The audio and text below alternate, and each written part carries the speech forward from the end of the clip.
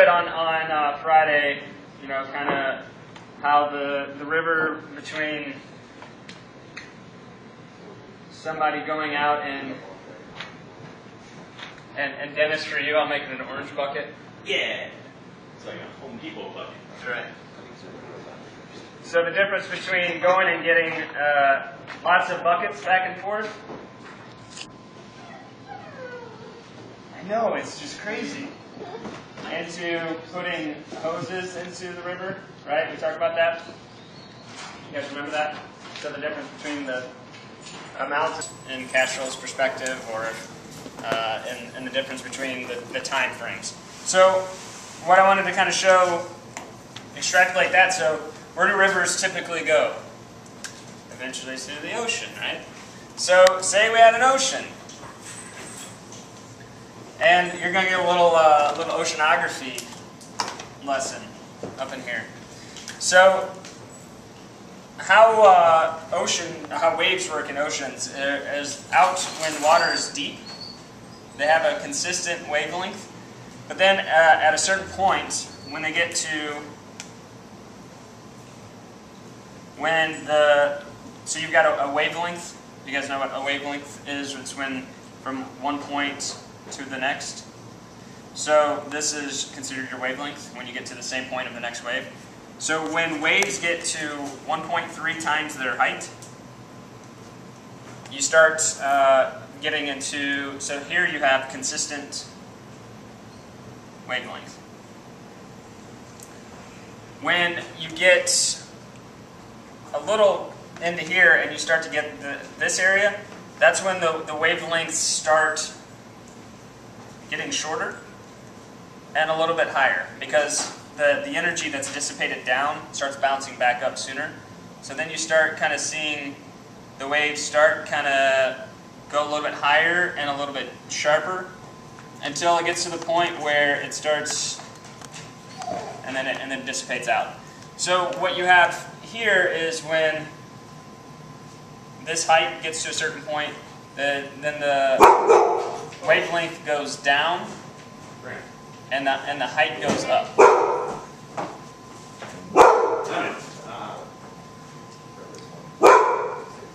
Ember, enough.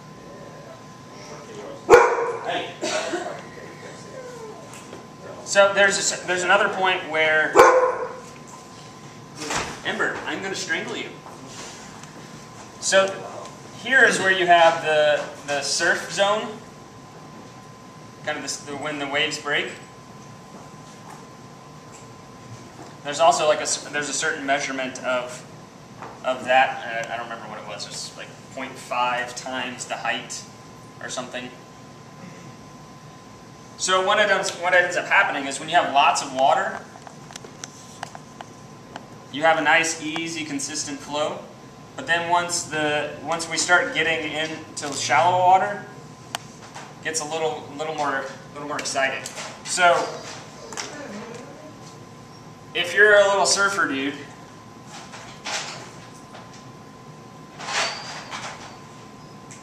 this is a pretty exciting time, right? So it's fun. But what happens when this wave crashes? Catch another one. You go down, right? As opposed to if you've got a nice big sailboat with lots of people on it, you just ride the waves and keep going. So where's an analogy that you can talk about what are the differences between nice and consistent versus recurring revenue. Ongoing? So recurring revenue, right? So what ends up happening when we have recurring revenue is we start having more consistent, and we also end up being able to monitor cash flow better, so we can kind of budget better and go through here. So last fall, where were we at? On the beach. We were up here, right? Very exciting times. We were going out and closing all kinds of stuff. And what ends up happening is the wavelength gets short. So think about this as closed jobs. So all of a sudden we're closing a lot more jobs more often, which is more exciting, right? But it's also really exhausting because you're just getting pummeled by wave after wave after wave. So instead of being able to just ride the waves, you're just getting pummeled.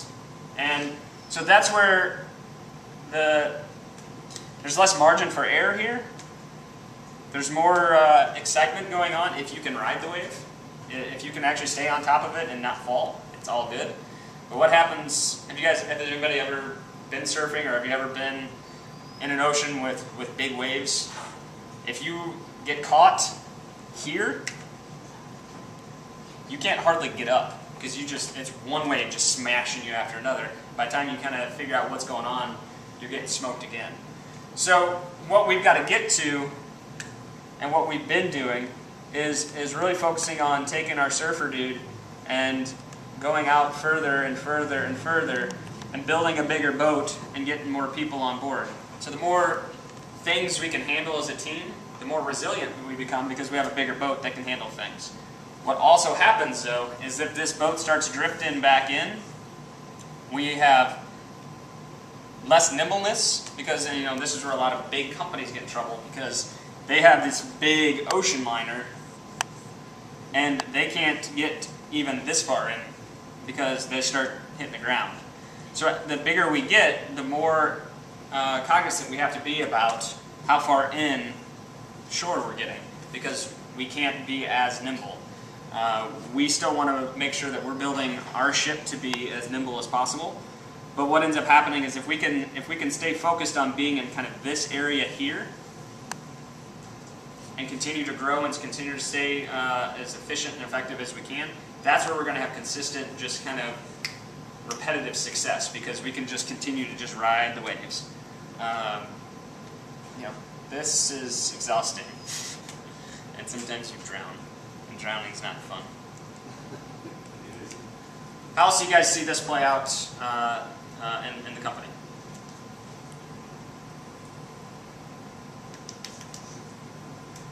Not rhetorical. Well, I guess with the way that we do like small batch websites, so that development isn't getting pummeled by you have to build 5 websites this week. It's homepage for a couple websites, and then in a couple weeks it's a subpage, so Yeah. more smooth.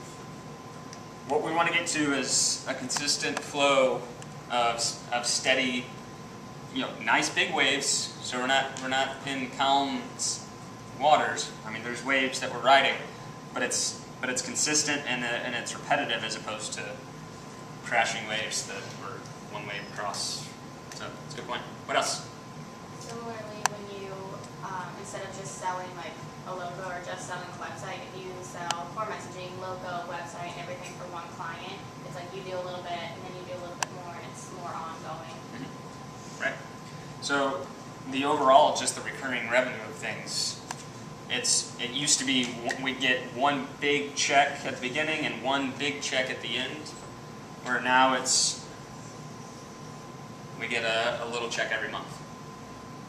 And the $20,000 goal, I guess, every week, so that it's not like we get $100,000 one week and next week we get negative $6,000. So what ends up happening is there's as it goes from consistent to bigger and then it breaks. What ends up happening is the wavelength from the standpoint of from trough to trough is the same here, but also what ends up happening is the troughs are actually not as low and the peaks aren't as high, so the frequency gets shortened a little bit, as opposed to here you've got really high highs and really low lows. So what ends up happening is this is exciting, scary, exciting, scary.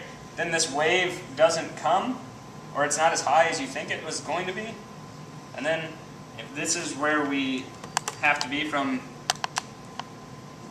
a cash flow perspective, if all of a sudden this wave doesn't go as high or it doesn't come at all, then not only is this not where it needs to be, but then we've got a trough that follows, so we've got a double whammy.